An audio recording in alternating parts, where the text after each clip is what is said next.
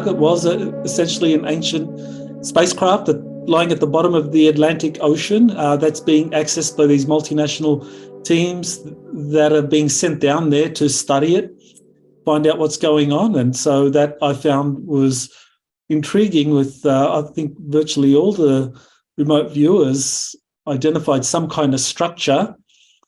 Some mentioned portals, others mentioned kind of like ancient hieroglyphs, and that this was a holy place, very religious.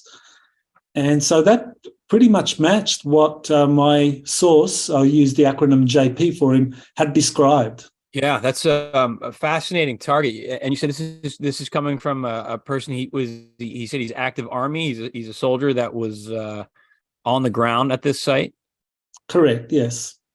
That he flew out. He flew out on a craft from an Air Force base in Florida to this platform floating in the Bermuda Triangle. They flew over there on an Osprey, multiple Ospreys actually, and then once they landed on the platform, they went through some kind of elevator shaft down to whatever the depth is. I don't think the Bermuda Triangle is all that deep in that part of the world, so they went down through some kind of platform into this ancient spacecraft. And we're thinking it's of extraterrestrial origin or lost civilization, or what are the thoughts on that? I believe the kind of consensus was that it was some kind of ancient extraterrestrial spacecraft. They saw sarcophagi in there, and so they thought that these sarcophagi were filled with the bodies of the crew in some kind of stasis. My starting off point here, which was my anchor through the whole session, was that I was in this underground area that was hollowed out. It was damp. There was echoes in there. It was shadowy, and it was hollow inside. So I'm inside of this structure, very still. But there was some sense of movement in there. It was dark inside there. It was man-made. Felt claustrophobic to me. Felt like a catacomb of some kind. Not a lot of light. There were shadows. Looked just like this. This is exactly what I was seeing. So I want to know, what am I doing here? And it felt like I was in some kind of a labyrinth or a bunker or something like that. And someone was here or is here. I don't know if they are hiding or just showing me something. I wasn't quite sure what it was all about. So what would they have to show was my question. If they had something to show, what would they show? And I had these ideas: artifacts, personal belongings. There was a sense of an apocalyptic feel there and a sense of hiding out. Several rooms, and it did feel like I was underground. There were these rooms there and stuff like that. And there was something like a puzzle. You have to figure it out, like the old Masons would use symbology and geometry to point in a direction of this place that I was perceiving here. There was a sense here that a puzzle or riddle system applies, like Indiana Jones. So I wanted to go back to this thing, this sarcophagus here, and with the notions of here lies, they would say, here lies, and here's the stele with all the symbols and all that stuff in there. This is in a room. It's like a catacomb or a mausoleum. Felt like too. Well, just right there, I just wanted to repeat again that the military witness JP saw a number of sarcophagi there, and he presumed that within the sarcophagi there were bodies, but these were bodies of crew, but they could equally as well be the bodies of people that were both associated with that spacecraft, but maybe leaders in earlier civilizations that made their way to the craft. So I think that motive of kings and royalty and bodies being buried there, that could refer to these sarcophagi. And then here I am in my initial spot. It's damp and dark. Below, it's moist and it's humid. And there's the symbols on the things and the steles and statues and all that kind of stuff. That the walls of this spacecraft were filled with hieroglyphic and kind of ancient writings that were telling elaborate stories. So it was like this spacecraft had been used many times in the past, and whoever had used it left writings on the walls that told a story. So it's kind of like very similar to kind of like ancient cave art, walking into some ancient cave. But of course, the difference here being that this is a ancient spacecraft, and apparently whoever was in it was able to write on the walls in some way, or tell their story on the walls in different languages. Gateways, time wheels, stargates. Is this tasking? I forgot about this. Is this tasking about a stargate? I wonder. How could it be a stargate, though, I wonder? A notion could be moving from star to star, main point being our sun, or more likely the starting point or starting point. How could that be possible, though, I wonder? Eruption, a disruption or eruption of the magnetic field of the sun and Earth, creating a type of time wheel in the fabric of time-space. And these were just super generic terms. That sounds like the time dilation that Dr. Salla Yeah, mentioned. I forgot all about this stuff. Yeah, the time dilation, the stargates, those are important elements of what was in that spacecraft. When you say time dilation, does that mean they were experiencing time differently in terms of they'd think they were down there for X amount of time, and when they'd come up, a different time period had passed on the surface?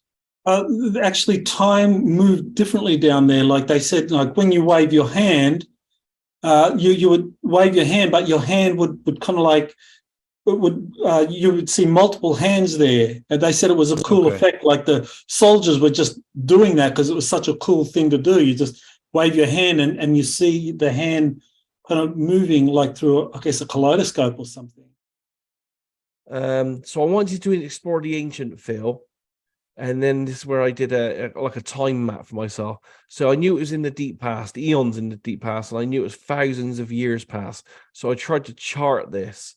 I felt that there was a key time around about 5,000 years ago, but I actually felt that the core time of this target was beyond 10,000 years.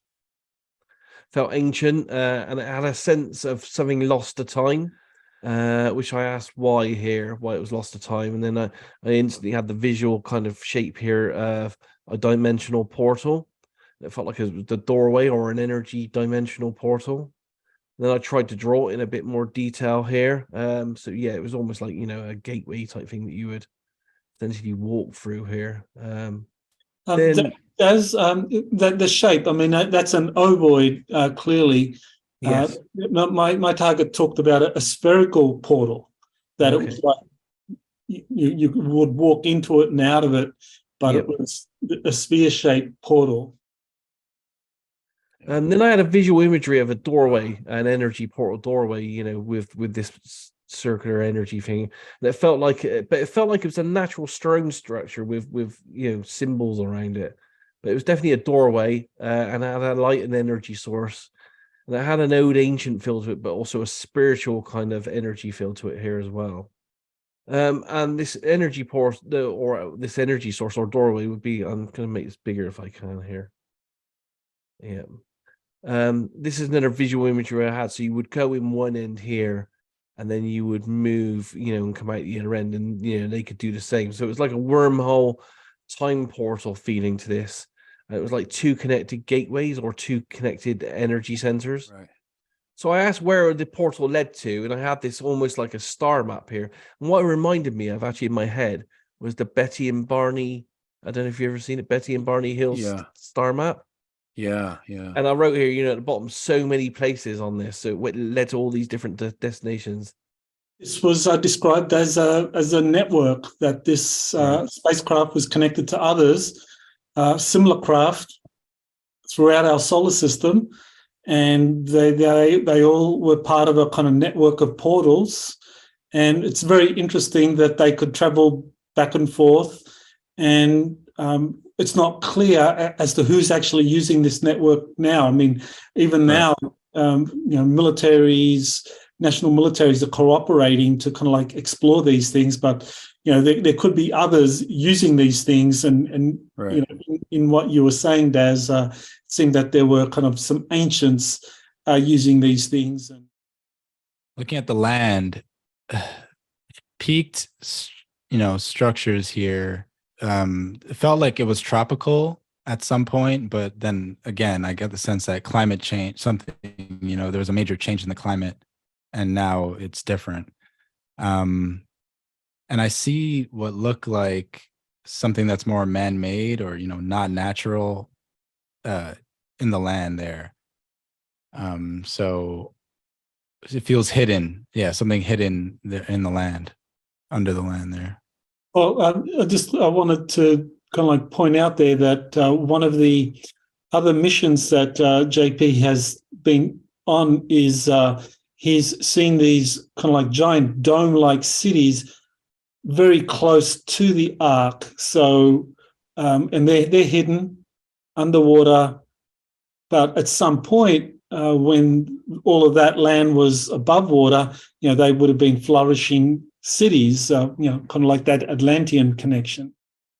Here's the hieroglyphic type Nice. thingy here. Yeah. I see an arch shape, and it's like carved, like a lost artifact or relic buried in time, like ties to Greek mythology or the Titans, or Titus or the Titans would talk about something like this. It's associated with that. If Alexander the Great, if this was in Alexander the Great's time, like he would want this thing. It's one of those types of lost relics. Yeah, runic symbols on there. Something carved in there. There's different chambers with different artifacts and human remains. Could be like a tomb. Okay, now I'm looking at inscriptions on a wall that tell an old story that's coded like hieroglyphics. Muffled, echoey sounds, smells slightly damp, carved long ago, an intricate story, a message to the future. And I see a wall of inscriptions like a library book. People come here to learn history by reading things carved in this wall. This place has a special energy. Needs to be decoded. It's a sacred place for the learned. This is a sacred place, a power spot, a vein into the heart of Mother Earth. There may be beings that live underground. This is a portal. And you saw all the writing on the wall, and that writing, or the hieroglyphs on the wall, is tells these stories, and that they're trying to interpret those stories, because that has the history of our planet. Yeah, I figured out that that's an ancient history. It's been written down. It's kept there like a record. Get a little high level here. A man inside a place with inscriptions or etchings in a wall. So this guy's looking at an opening and he goes through it. This guy has witnessed something that kind of traumatized him, and people don't believe him when he talks about it.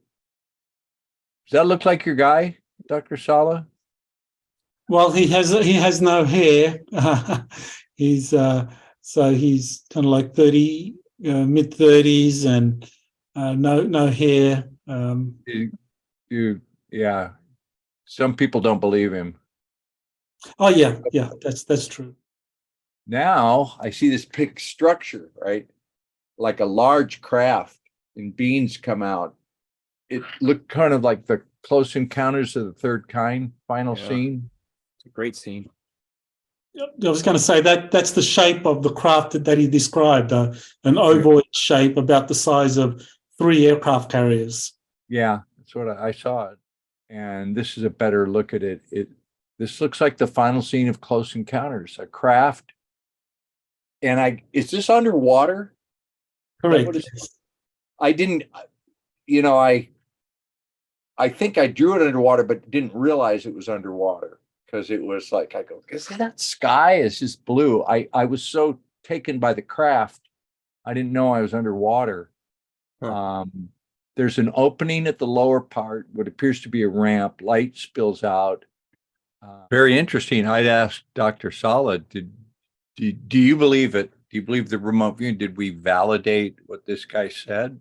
Definitely, yeah. I think all of you brought out kind of key elements of what he described, and the fact that you corroborated those elements and you were in agreement in so many ways. I mean, I take this as vindication that this ark is really there, that there are multinational military teams going down there with archaeologists to study these things, that they're using the portals to travel and explore the network, and that they are kind of like letting this information kind of slowly seep out into the public consciousness.